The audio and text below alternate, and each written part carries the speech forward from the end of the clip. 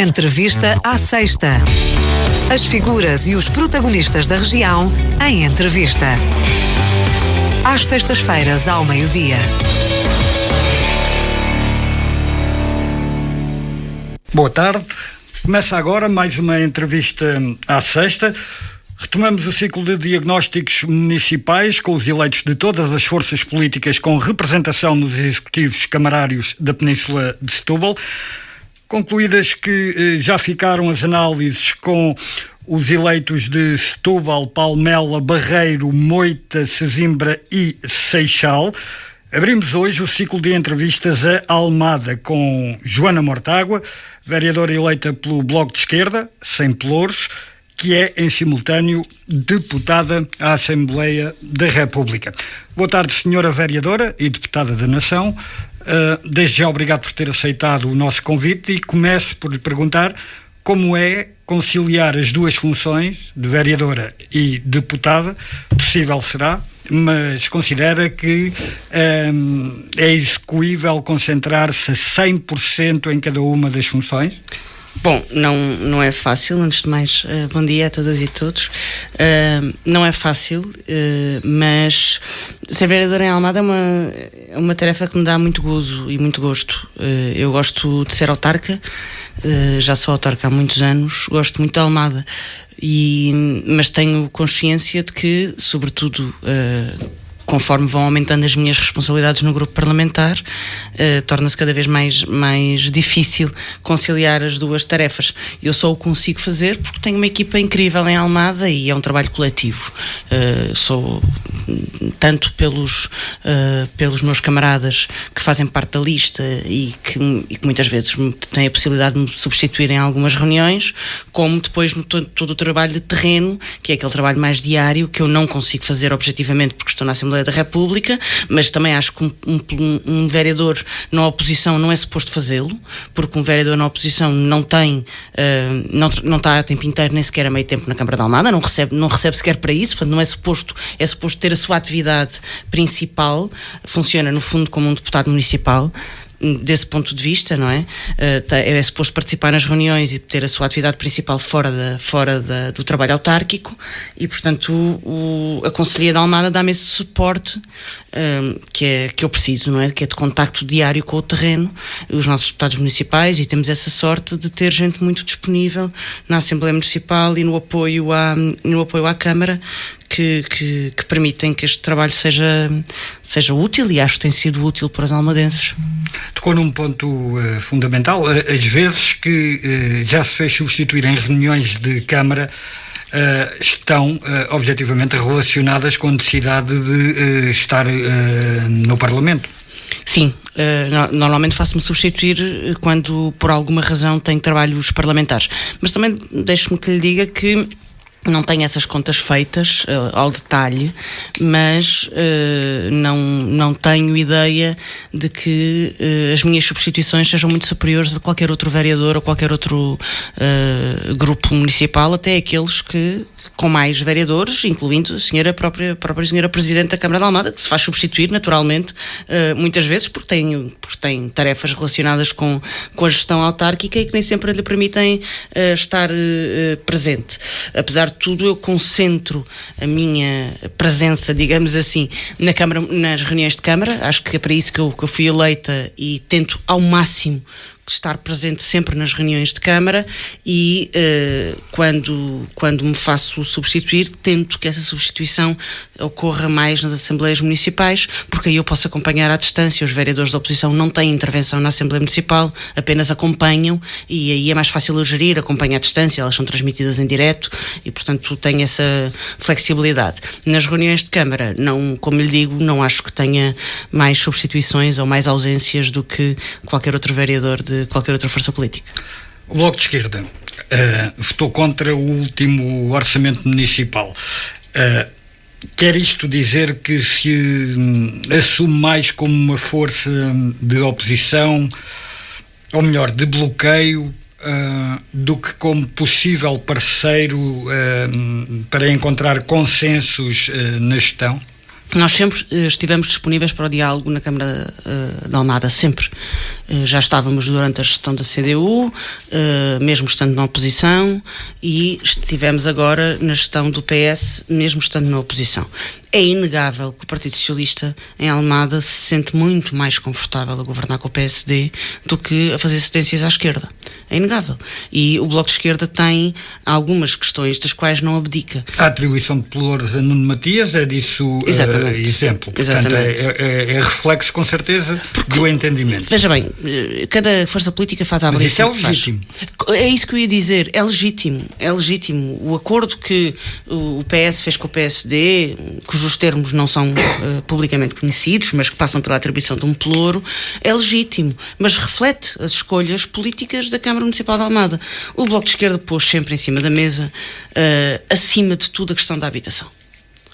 E para nós havia um conjunto de matérias sobre a habitação que tinham que ser resolvidas logo de caras para nós conseguirmos encontrar um entendimento com a Câmara Municipal de Almada. Já lá iremos a essa bandeira do Bloco de Esquerda. E nunca foi possível encontrar esse entendimento. Há ali 3 ou 4 matérias que para nós eram essenciais: a descida do IMI, a questão do parque, da reabilitação do parque municipal, a questão do arrendamento jovem. Havia ali algumas questões, e depois também nos transportes, por exemplo, os transportes gratuitos para estudantes, para idosos, para determinados setores da população, são algumas matérias que nós sempre pusemos em cima da mesa e que não conseguimos acordo sobre elas, e isso também fez com que... Mas o Bloco estava receptivo a aceitar pelouros? A Joana Marques Lagoa estava receptiva? Nós pusemos sempre, negociámos sempre. A questão dos pelouros nunca foi uma questão fundamental. E embora nunca tivesse, e nós, a verdade é que nós nunca chegámos a esse nível da discussão, porque nós fizemos sempre as negociações com o Partido Socialista com transparência. O que é que isto quer dizer? Quer dizer que sempre que houve uma negociação, houve um papel escrito. Um papel em que o Bloco de Esquerda elencou as condições, as propostas, e nós temos documentos para todas as negociações de todos os estatutos da oposição, de todos os orçamentos que entregámos à Câmara, com a relação sobre o que é que foi aceito, o que é que foi rejeitado. Também já nos aconteceu, e é bastante frequente, aprovarmos propostas em reunião de Câmara que depois não são concretizadas. Eu lembro-me, por exemplo, de propostas relativas a refeitórios escolares de escolas primárias no Feijó, para que as crianças da escola primária não tenham que se deslocar à escola básica. Dá a lembrança, nós fizemos aprovar uma proposta para que fosse construído um refeitório escolar na própria escola. Foi aprovado ainda nos tempos em que o vereador Covaneiro era vereador de educação. Ora, vejo, o vereador Covaneiro já não foi sequer candidato a vereador nas últimas eleições autárquicas, e o refeitório continua por construir. Então, houve várias destas situações. Mas foi derivado a isso, que foi por escrito toda... Não, mas é um exemplo. Parece mais difícil o estabelecimento de metas conjuntas na Câmara da Almada do que propriamente quando da constituição ou da criação da famosa geringonça no governo. Mas veja bem, o que aconteceu durante a geringonça foi que, lá está, nós apresentamos. Essa lição é muito uma lição que nós levamos muito a sério, por isso é que quando chegou a hora de negociar com o Partido Socialista na Câmara da Almada também apresentámos um papel escrito, porque sabemos bem o valor das coisas escritas. E quando aconteceu a geringonça, por um lado, o Partido Socialista negociou a sério com os partidos à sua esquerda, e isso significou que o Partido Socialista abdicou de coisas do seu programa e aceitou coisas do programa do Bloco de Esquerda. Aqui, as negociações com o Partido Socialista em Almada não são assim. As negociações com o Partido Socialista em Almada passam pela expectativa que o Partido Socialista tem que o Bloco de Esquerda abdique do seu próprio programa para aceitar todos os termos do programa do Partido Socialista. Ora, isso não é uma negociação, isso é uma capitulação. Nós entendemos que o povo da Almada continua a eleger um vereador, no caso uma vereadora do Bloco de Esquerda, e temos tido essa felicidade desse reconhecimento. Não é para nós cedermos a todas as vontades do Partido Socialista em Almada, é para nós impormos as causas pelas quais fomos eleitos e para batalharmos por elas. Além de que nós tivemos ao longo deste mandato situações em que eu próprio pensei para mim mesma, e pensei do ponto de vista, além do ponto de vista político, do ponto de vista pessoal, que é, Joana, será que tu querias mesmo estar metida nisto? O caso do segundo torrão e dos realojamentos do segundo torrão foi um desses momentos. Eu continuo a dizer que aquilo que... Já lá iremos ao segundo torrão. Podemos, quando lá chegarmos, então eu explicarei porque é que eu jamais poderia pertencer a um executivo que faz aquilo que... Tenho de aproveitar a embalagem para lhe pedir uma nota de 0 a 10 à gestão liderada por Inês de Medeiros. Eu não dou... Agora não está tenho na queda moda. para professora. Não tenho queda para comentadora, que agora os comentadores é que acham que dão notas aos políticos. Está em voga. Eu não tenho essa pretensão. Como é óbvio, não avalio de forma positiva nas matérias em que o Bloco de Esquerda se destaca e que são importantes para nós. Não avalio de forma positiva a intervenção da Câmara de Almada. Eventualmente haverá outras em que outras pessoas avaliam de forma positiva, mas não tenho essa pretensão. Como é que resumiria este tempo, pouco mais de metade do mandato já percorrido? Eu não consigo avaliar esta metade do mandato. Eu avalio o percurso do PS na Câmara de Almada, da gestão do PS como um todo, desde a expectativa inicial e digamos assim, de um certo estado de graça até ao estado atual. O que eu acho é que já se passaram demasiados anos para que algumas coisas continuem exatamente na mesma. Passei ontem no Ginjal à noite e não caí num buraco de 1 metro quadrado porque não calhou, porque o Ginjal não só não está melhor, como está cada vez mais degradado, e eu estou a referir-me ao Ginjal porque ele é emblemático das promessas do Partido Socialista de reabilitação de algumas das zonas. É um dos projetos estruturantes. Exatamente. Aliás, a Almada tem alguns projetos estruturantes delineados.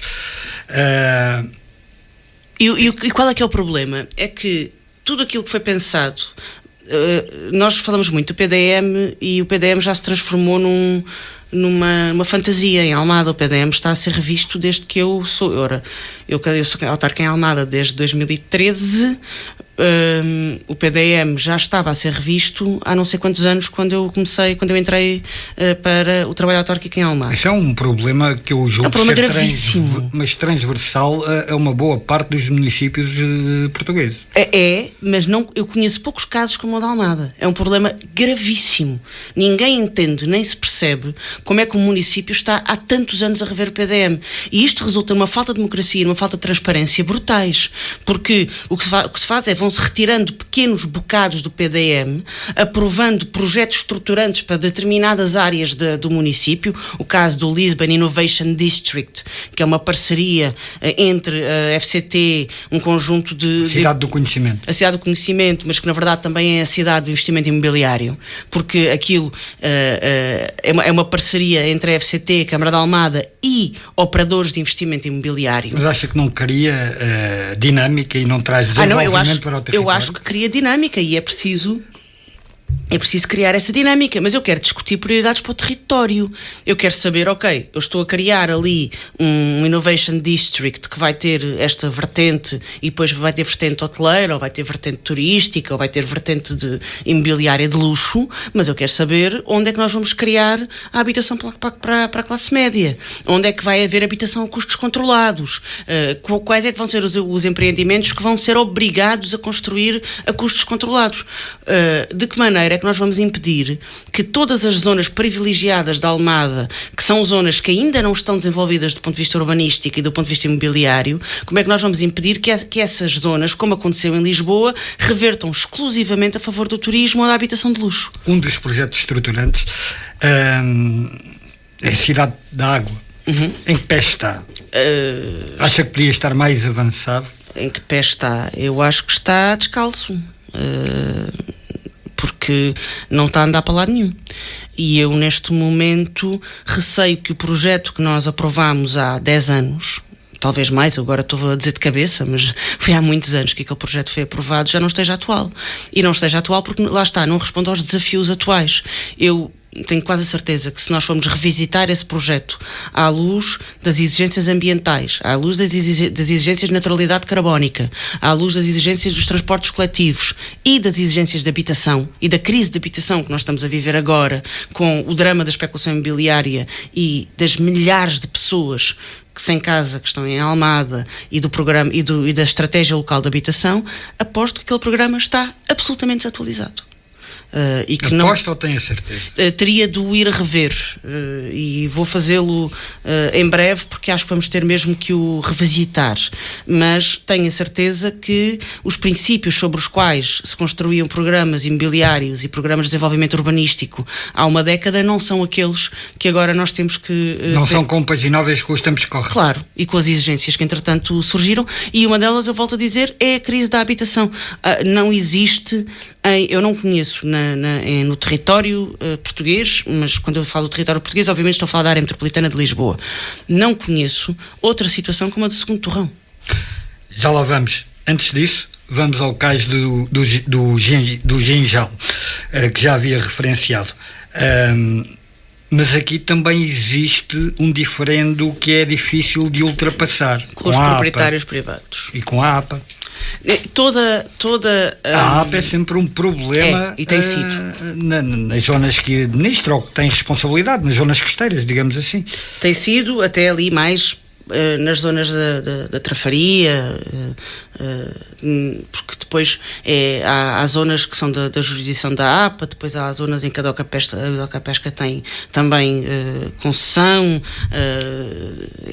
ou seja, há várias jurisdições que eu até me recordo de ter feito um requerimento ao Governo para que, aqui há uns anos, para que dissesse por um desenho, por A mais B no mapa, que partes do território da Almada que eram da jurisdição de quem? Porque de facto dificulta a gestão autárquica, e eu não tenho dúvidas sobre isso, e tenho essa solidariedade com a gestão, com quem tem que fazer essa gestão. Mas por isso é que eu acho que também era preciso chegar a um acordo global com a APA sobre a gestão do território da Almada. Mas há pouco queria explicar a situação, queria dar um exemplo concreto referente ao cais do Ginjal. O problema do cais do Ginjal, tanto quanto se sabe, e lá está, essas informações não têm sido muito atualizadas, tem a ver com o facto de haver proprietários privados que, por alguma razão, não desatam os investimentos necessários para a recuperação do cais do Ginjal.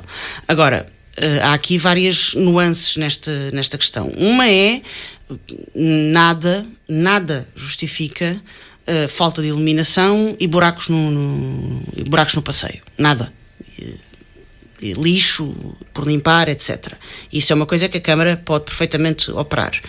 A higiene urbana é outro dos problemas transversais a todos os municípios, mas agora tem-se agravado por e em Almada é histórico, e quanto mais o turismo cresce, mais o problema se agrava, e a Almada insiste em não cobrar uma taxa turística, que lá está, é outra questão que também não se entende. Todas as cidades, nós estamos com um crescimento turístico enorme. É verdade que há muito crescimento turístico em Almada que não é de dormida, mas no verão, apesar de tudo, ainda há alguma dinâmica turística, sobretudo nas zonas de praia. Não se entende porque a Almada não cobra uma taxa turística que serve precisamente para isso, para financiar depois a higiene urbana e todo o saneamento e todas as infraestruturas que são utilizadas pelos turistas durante, sobretudo, a época balnear, mas que pressionam, mas que são pagos pelos almadenses. O Bloco de Esquerda já apresentou alguma proposta? Já apresentámos muitas vezes essa proposta e ela tem sido sempre chumbada. Mas a questão do Ginjal é que, às tantas, nós temos que pensar até que ponto é que o poder público deve ou não intervir e sobrepor-se ao poder privado na reabilitação daquele espaço. Porque não é razoável. Mas de que forma? Expropriando? Eu não conheço as relações com aqueles proprietários e, portanto, eu não posso. Esses nunca são processos fáceis. Não posso pronunciar-me sobre isso. Agora, tenho a certeza que a Câmara tem instrumentos legais para exigir a reabilitação de um espaço que está caído podre. É que não é há 5 anos. É que se fosse há 5 anos, consideraríamos, mas é há décadas. Até que ponto é que a população da Almada não foi ela própria privada e expropriada de uma parte do seu território que se tornou perigoso até de frequentar por perigo de derrocada, etc. Um território que deveria poder ser do usufruto dos almadenses e não é, porque há uns privados que entendem, por alguma razão que eu desconheço, que aquele território não vai ser reabilitado. E como isso é o caso do Cais do Ginjal, mas se formos falar dos terrenos da Lisnave, da Margueira, o problema é mais grave porque aqueles terrenos são de domínio público.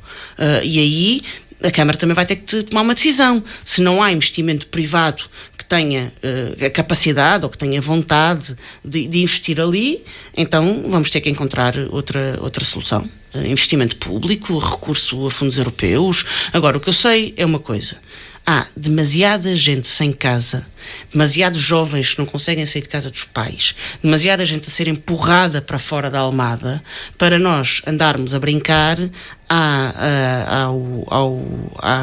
digamos assim, à falta de reabilitação e aos terrenos que estão abandonados onde podia de facto haver gente a morar. Vamos então à habitação. Tem sido uma das bandeiras do Bloco de Esquerda, não só em Almada como a nível nacional. E há pouco falava no segundo torrão. Qual é a solução para o segundo torrão e já agora também para as terras da costa? Bom, as terras da costa estão num processo muito mais avançado. Eu recordo que tenho esse orgulho, não digo que seja exclusivo, mas estou profundamente convencida que o primeiro passo para resolver as terras da costa foi dado quando o Bloco de Esquerda enfiou lá televisões, jornalistas de todos os canais e todos os meios de comunicação social. As terras da costa, ainda durante a gestão da CDU, as terras da costa eram um bairro de lata, escondido, que ninguém conhecia e que ninguém queria saber. Pura e simplesmente um bairro de lata sem saneamento básico, onde as crianças iam buscar água à fonte, sem nada, sem água potável. Era uma coisa absurda no século XXI, às portas de Lisboa. Nós denunciámos esse caso, foi um dos casos em que houve logo a seguir, ainda na gestão da CDU, houve uma primeira vaga de realojamentos e só ficou na altura quem quis ficar, e quando eu digo quis ficar é preciso ter atenção ao que se diz, porque houve muita gente que, sobretudo pessoas cabo-verdianas, porque tinha uma grande comunidade cabo-verdiana, que construiu a sua comunidade e a sua economia através da pequena agricultura ou da pesca naquele território, e é normal que não queira ser enfiado num apartamento no Feijó, porque isso retira-lhe a ligação que tem com a sua economia, ou seja, daí a pergunta, qual a solução? Com o seu modo de viver. Mas eu acho que, apesar de tudo, as terras da costa foram sendo resolvidas. O importante era não deixar que, devido à crise da habitação... Mas não está completamente resolvido. Não está longe disso ainda. Não está, e há um problema que nós temos. Eu vou voltar à questão das terras da costa e do segundo torrão, mas há um problema que nós temos, que é o seguinte: por muito que se realojem as pessoas que estão nos bairros, nós estamos numa crise de habitação. Há cada vez mais gente a ser expulsa de casa. Eu perco as contas aos e-mails que recebo de pessoas que pagam renda, trabalham, pagam renda e não conseguem aguentar a renda, porque o contrato chega ao fim e, como é evidente, o senhorio aumenta a renda em 200, 300, 400 euros, porque há quem possa pagar um bocadinho mais com muito sacrifício, e a especulação sobre as rendas está uma brutalidade. E, portanto, nós continuamos a alimentar os bairros de barracas com pessoas que não conseguem pagar rendas de casas. E enquanto isto não for resolvido, o problema dos bairros de barracas não vai ser resolvido. Ninguém mora num bairro de barracas porque quer. As pessoas moram num bairro de barracas porque não conseguem arrendar uma casa no mercado da habitação, porque o mercado da habitação exclui cada vez mais pessoas. Portanto, no seu entender, a montante para a resolução deste tipo de problema está obrigatoriamente uma mexida na lei, já não me lembro se Cristas. Sim, está uma mexida na lei Cristas, está uma mexida na limitação da subida das rendas, que eu tenho consciência de que em Almada eram muito baixas e, portanto, foram muitos anos sem atualização, e esse foi um problema também, não era legítimo para os proprietários. Mas eu aí acho que houve um período de ajustamento e em Almada esse ajustamento é normal que se fizesse, porque havia rendas relativamente baixas, mas também recordo que a população na margem sul tem rendimentos abaixo da população na margem norte e, portanto, é preciso também compreender que as rendas eram baixas porque a população aqui também não consegue pagar as mesmas rendas que na margem norte. Agora, a partir do momento em que a população que é expulsa de Lisboa e começa a vir para a margem sul, os preços disparam e hoje em dia é impossível alugar e, aliás, nós vemos isso nas estatísticas. Na Europa, Portugal é o país que continua a subir as rendas enquanto os outros já estagnaram ou desceram, e dentro de Portugal, e na área metropolitana de Lisboa, por exemplo, a margem sul tem neste momento as maiores subidas percentuais face a Lisboa, que está a começar a abrandar o crescimento, porque não é que tenha atingido um teto, mas já atingiu valores completamente astronómicos. Não está a deixar de fora uma outra vertente do problema? A imigração? A outra vertente do problema tem a ver com... Isto face às condições que nós temos. Se nós não tivermos condições para dar resposta a um fluxo migratório de elevada escala... O problema não é a imigração, porque, veja bem, muitos dos nossos bairros de barracas da margem sul estão a ser alimentados precisamente com esses imigrantes que vêm para cá trabalhar e ganham uma miséria e não conseguem arrendar uma casa. Não é essa gente que vem trabalhar e ganha salários de miséria que está a aumentar o preço das casas. Se me disser... Aumenta o número de pessoas, mais pessoas sem habitação digna? O nosso saldo migratório continua a ser um saldo deficitário. Sai mais gente do que aquela que saiu durante muitos anos mais gente do que aquela que entra. E, portanto, e sobretudo são pessoas que nós precisamos para trabalhar. Não creio que isso seja... Independentemente desses fatores que todos nós... Nós não estamos a aumentar a população desse ponto de vista. Agora, se for às zonas ribeirinhas, ao Porto Brandão, à Trafaria, à Cova do Vapor, etc., e perguntar quem é que está a inflacionar o preço das casas, popularmente e instintivamente a resposta é os franceses. Ou seja, imigrantes sim, mas imigrantes com grandes recursos económicos, que acham romântica a ideia de ter uma casa numa destas vilas à beira-mar plantadas, com vista para Lisboa, mas que ainda não estão tão urbanizadas e tão descaracterizadas. Vai parar aos vistos gold? Claro que vou parar aos vistos gold, mas isso é evidente. Claro que vou parar aos vistos gold, mas basta andar nas zonas, basta ir a Cacilhas, à Trafaria, ao Porto Brandão, à Cova do Vapor, e qualquer pessoa que lá viva dirá exatamente o mesmo que eu. É que há um investimento por parte de imigrantes europeus com muito maior capacidade de rendimentos e capacidade financeira, que está a aumentar as casas. Mas temos números, a percentagem é assim tão elevada que possa fazer essa diferença? Tudo junto. Nós estamos a falar de múltiplos fatores, não é? Tudo junto. A especulação que existe, a falta de habitação pública, a falta de controle das rendas, as pessoas que estão a ser expulsas de Lisboa, o crescimento do turismo, o crescimento dos Airbnbs, sobre os quais não há um estudo. Foi outra coisa que nós propusemos, que houvesse um estudo sério sobre quais são as margens de crescimento do turismo hoteleiro em Almada. E até que ponto é que nós devemos ter hotéis ou Airbnbs? Qual é o equilíbrio entre o turismo, o investimento hoteleiro e o investimento para a habitação? Nada disso foi feito. Nós estávamos a ver a desgraça a acontecer em Lisboa à nossa frente e não estávamos a ser capazes de fazer nada. E agora... O que acontece é que anda tudo ao tio, passa a expressão popular, porque há pessoas a serem despejadas todos os dias das suas casas e a Almada pura e simplesmente não tem capacidade de resposta. Vamos retomar o segundo torrão e as terras da costa que interrompemos há pouco. Como é óbvio, para concluir, nós não podemos ter pessoas a viver nas condições que vivem no segundo torrão e nas terras da costa. O segundo torrão tem um problema adicional, que é o segundo torrão está numa primeira linha de embate de tempestades inundações, e agora olhando para o Rio Grande do mais Sul, podem sofrer com as alterações já climáticas, têm e sofrido. está referenciado. Exatamente. A Almada, aliás, é a porta de entrada. Há um estudo que diz isso. Eu já não consigo lembrar-me quem é que é os autores, mas isso foi que fez capa de jornal. José Carlos Ferreira é um dos especialistas. Exatamente. Ligação à FCT também. Exatamente, e têm dito, a Almada é a porta de entrada das alterações climáticas nesta costa, nesta linha de costa que nós temos. E isso põe-se em relação aos parques de campismo, põe-se em relação à Cova do Vapor e põe-se em relação ao segundo torrão. E porquê é que o segundo torrão é prioritário? Porque as casas são muito mais frágeis e a construção é muito mais débil do que noutras regiões. E estão na primeira linha de praia. O segundo torrão não tem futuro ali.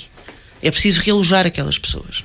É preciso construir habitação para realojar aquelas pessoas. Dentro do possível naquela região, porque descaracterizar comunidades, eu recordo que a Trafaria, grande parte da população jovem da Trafaria está no segundo torrão, porque a população da Trafaria em si é uma população muito envelhecida. Neste momento o segundo torrão já compete com a Trafaria, com a vila da Trafaria, em termos de peso populacional do ponto de vista etário, e portanto, se nós tinha de ser feito um trabalho de tentar ir realojando aquelas pessoas, de preferência na Trafaria, através de reabilitação urbana ou através de construção de pequenos bairros à volta, na costa, no monte, mas na Caparica. Distribuídos, claro. Para não se correr o risco de... Não vamos cometer os erros dos anos 90, não é?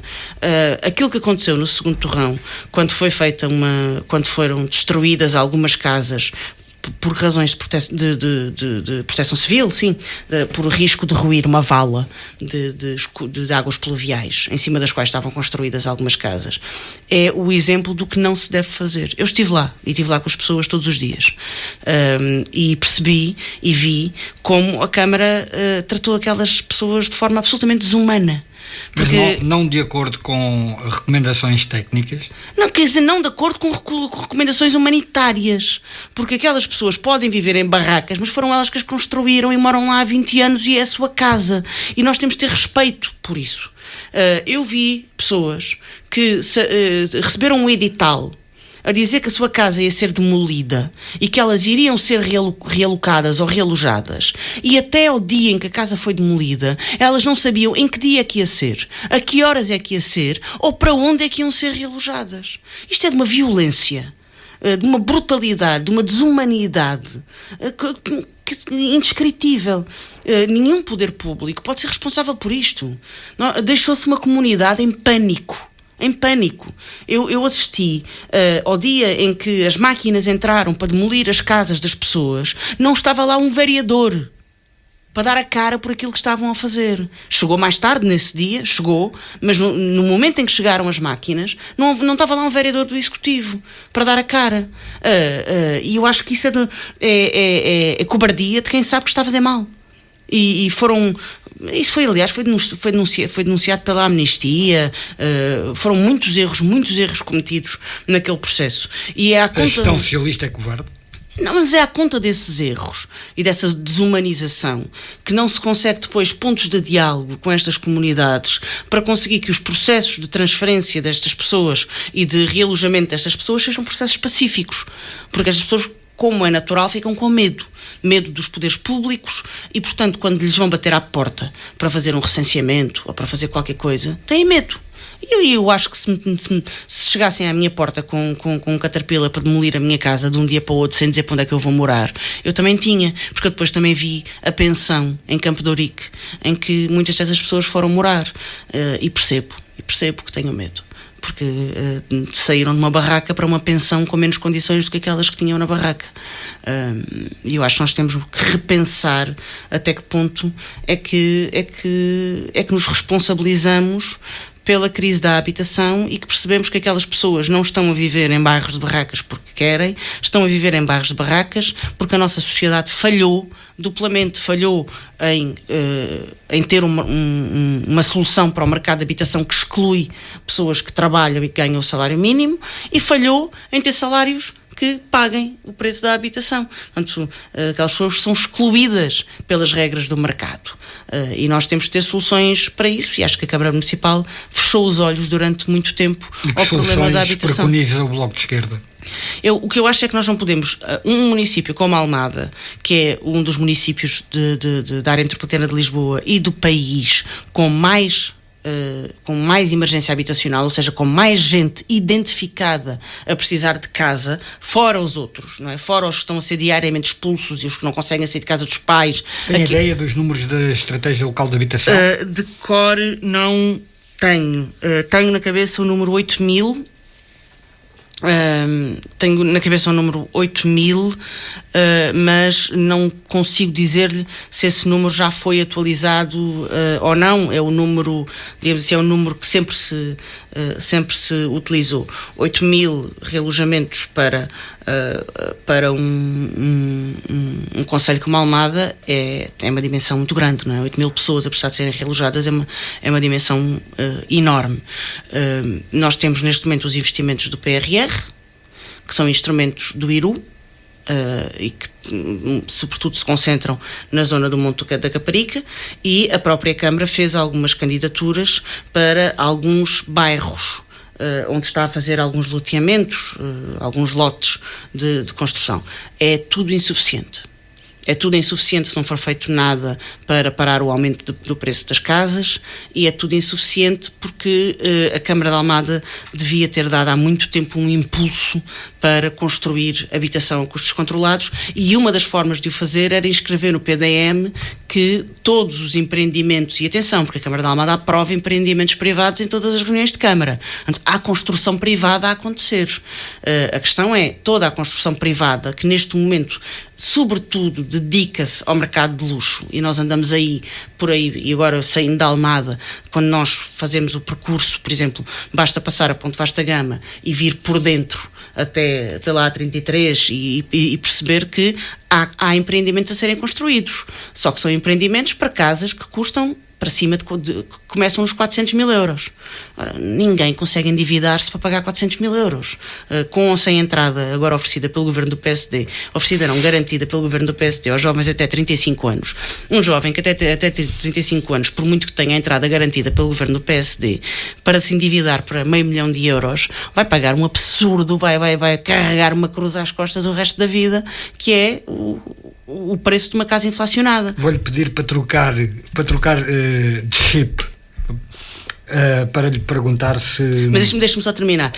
O que nós propusemos há muito tempo é que esses empreendimentos tivessem como contrapartida pública habitação a custos controlados, ou seja, que, querem vender a casas a 400 mil euros, vendem casas a 400 mil euros, mas uma parte dessas casas, 25%, é alugada com garantia, ou seja, em protocolo com a Câmara, ou não, mas é alugada a preços razoáveis. Como acontece com as áreas de cedência obrigatórias por lei. Exatamente.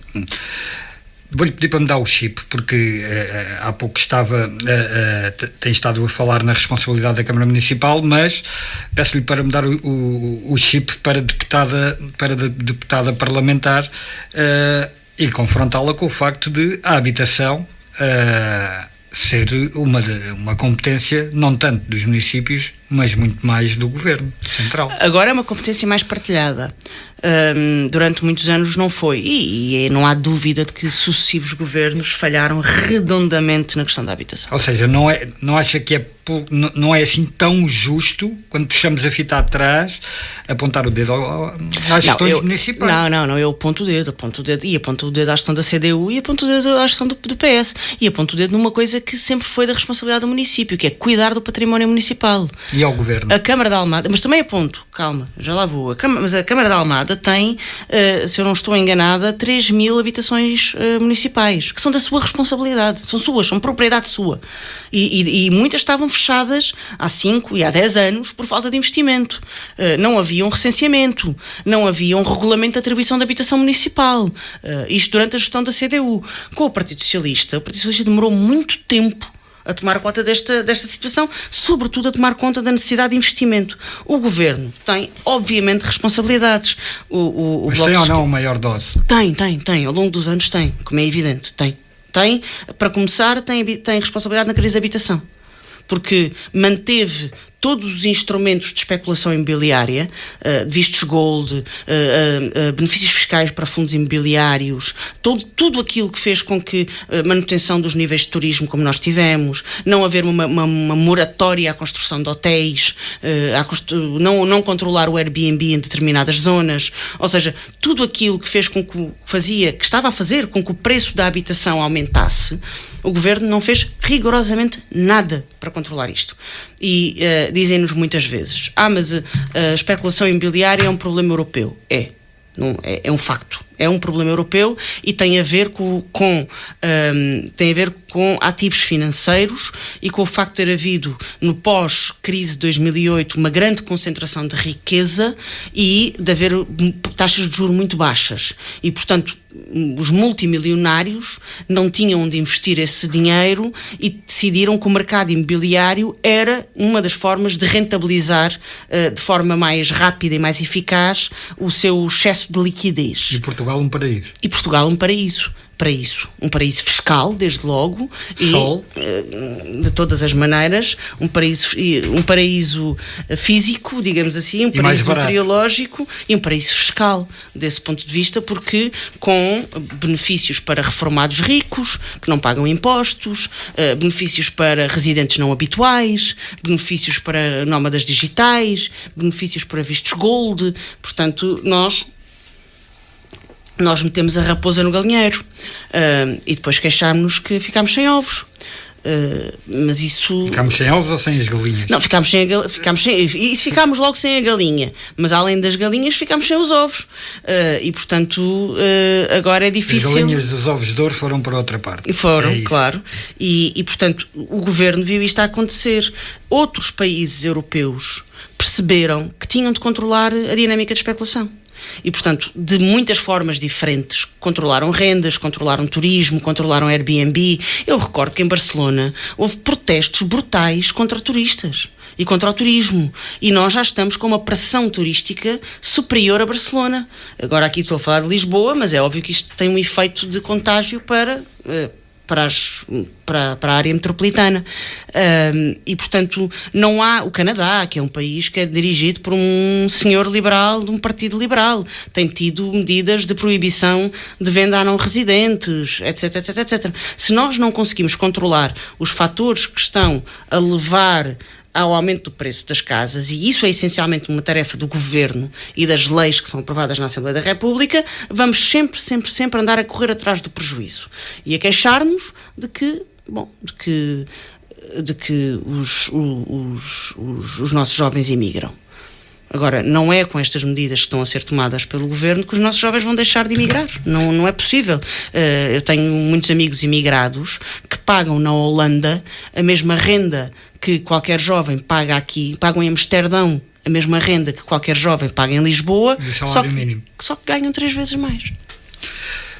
Há pouco referiu a zona costeira, estávamos a falar também de bairros problemáticos.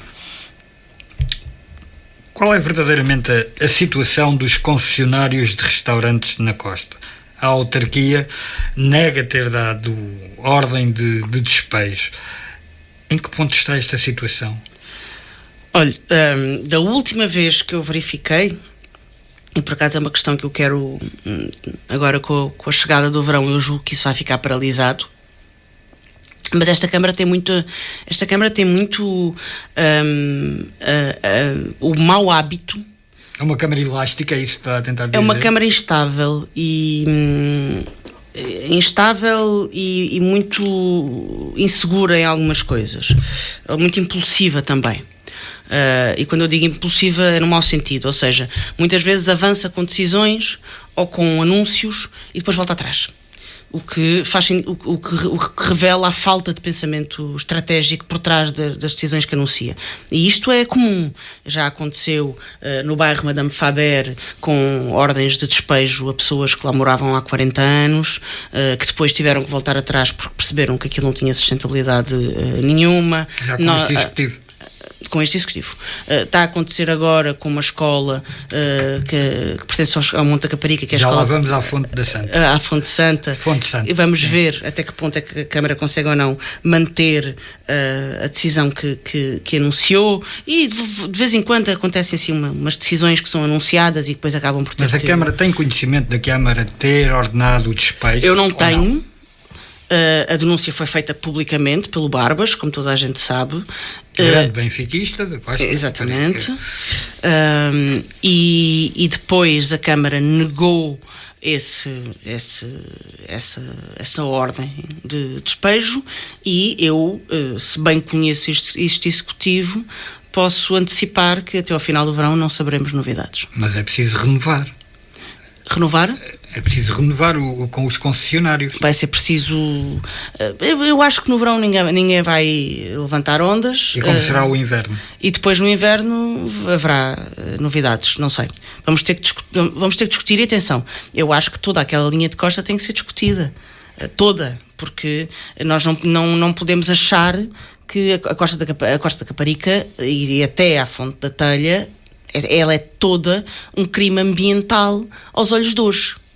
Claro que na altura em que foi construída não havia as preocupações e as exigências que há hoje. Ao mesmo tempo é deliciosa. Não, é incrível, eu adoro a Costa da Caparica, mas e adoro a Cova do Vapor. Isso é uma coisa. Outra coisa é eu entender, olhando para ali, que aquilo não é sustentável. E eu não quero esperar por uma desgraça para fazer... Eu sei que há mudanças que só se fazem depois das desgraças, porque têm muita resistência. Mas eu preferia não esperar por uma desgraça, pela morte de alguém, numa situação de inundação ou de tempestade, e eu volto a lembrar a situação do Rio Grande do Sul, porque foi a mais evidente que nós tivemos, mas não é a única. É a mais evidente, mais recente, é o grande desastre, e não há dúvida que esse desastre foi causado pelas alterações climáticas, mas foi causado sobretudo pela falta de controlo em zonas de inundação, e nós sabemos bem o que é isso. E, portanto, eu espero que nós não tenhamos de aguardar que um desastre torne evidente aquilo que os cientistas já nos têm dito que é evidente.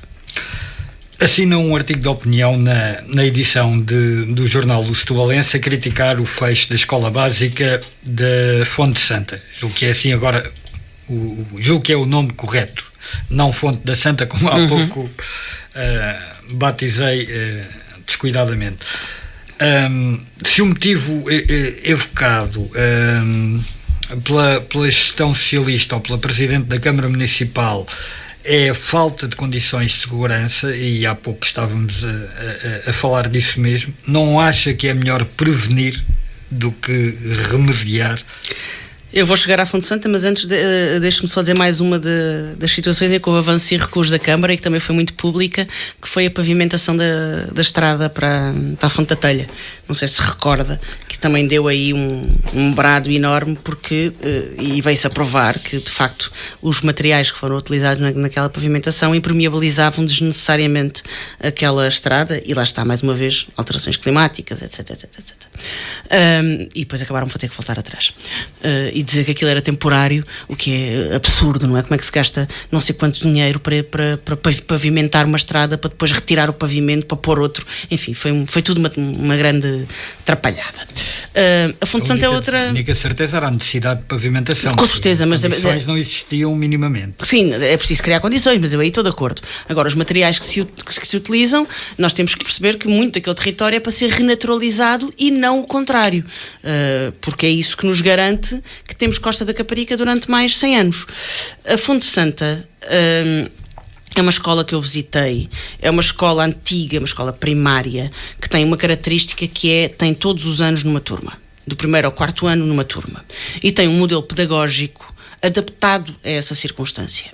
Um modelo pedagógico muito interessante, que os pais gostam, que não deixa os alunos despreparados, pelo contrário, os alunos chegam ao 5º ano, e é a própria diretora do agrupamento que o garante, chegam ao 5º ano tão preparados como os alunos que vêm de qualquer outra escola. Uma escola pequenina, com uma sala de primário, de primeiro ciclo, e uma sala de pré-escolar, com metodologias próprias, muito próxima da comunidade, é uma escola muito simpática, que não tem as faltas de condições que a senhora Presidente diz que tem. E eu estive lá e, portanto, garanto que não tem.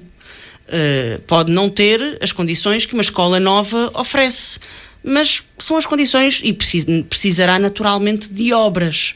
Agora, mas a afirmação da Presidente da Câmara, tal como a sua, é sustentada em alguma documentação técnica? Eu acho que a documentação técnica, eu vou dizer isto com base numa impressão que tenho e que vou confirmar na segunda-feira, na próxima reunião de Câmara, mas que das informações que tive, eu tive, nesta semana já tive 3 vezes com professores e diretores do agrupamento, eu acho que a informação técnica na qual a Sra. Presidente se baseia para fazer essa afirmação está desatualizada e que já houve obras, entretanto, na escola.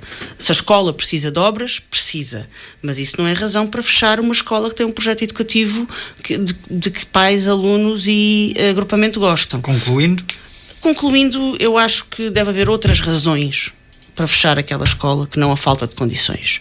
E preferia, e acho que todo o agrupamento... Mas que razões? Podem ser razões de ordem economicista, ou seja, ter uma pequena escola aberta e não integrada no agrupamento faz com que se tenham que gastar mais recursos, contratar mais assistentes operacionais. Pode haver outros planos para aquele edifício e para aquele terreno, que não é grande, mas pode haver outros planos para aquilo, ou pode haver uma convicção de que pedagogicamente aquele modelo não faz sentido. Ora, eu espero que não seja a última, porque a Câmara não tem que interferir pedagogicamente na educação que é feita no município, não tem essa competência. Se aquele modelo pedagógico é aprovado pelo Ministério e pelo diretor do agrupamento e pela comunidade escolar, a Câmara não tem que se meter nisso. Quanto às 2 primeiras, espero que não seja a razão economicista, porque, lá está, se há um projeto que funciona, a Câmara tem perfeitamente condições de pagar um assistente operacional e para garantir que aquela escola está a funcionar. Se é por uma razão de ter outros planos e outros projetos para aquela escola, então que ponha as cartas na mesa e diga quais são os projetos.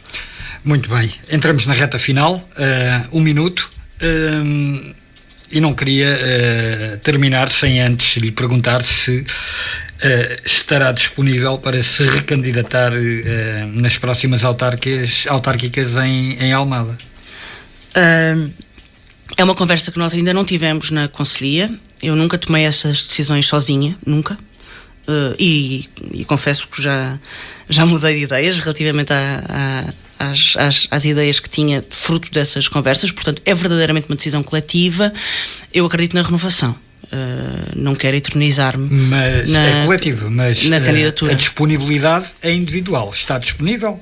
Eu estarei sempre disponível e eu aí sou muito soldada do partido. Estou disponível e estive sempre para quando o partido precisou de mim e estive sempre. Mas, como lhe disse, acredito que é preciso renovação. E, portanto, esse critério será um critério que eu vou ponderar com muito peso na hora da decisão. Já não falta muito. Muito obrigado, Joana Mortágua, vereadora na Câmara Municipal de Almada, sem Pelouros, e deputada à Assembleia da República pelo Bloco de Esquerda. Foi mais uma entrevista à sexta, com o início hoje do diagnóstico municipal Almada. Regressaremos na próxima semana com Nuno Matias, vereador do PSD. Até lá, tenham uma ótima semana. Entrevista à Sexta. As figuras e os protagonistas da região em entrevista. Às sextas-feiras, ao meio-dia. Entrevista à Sexta.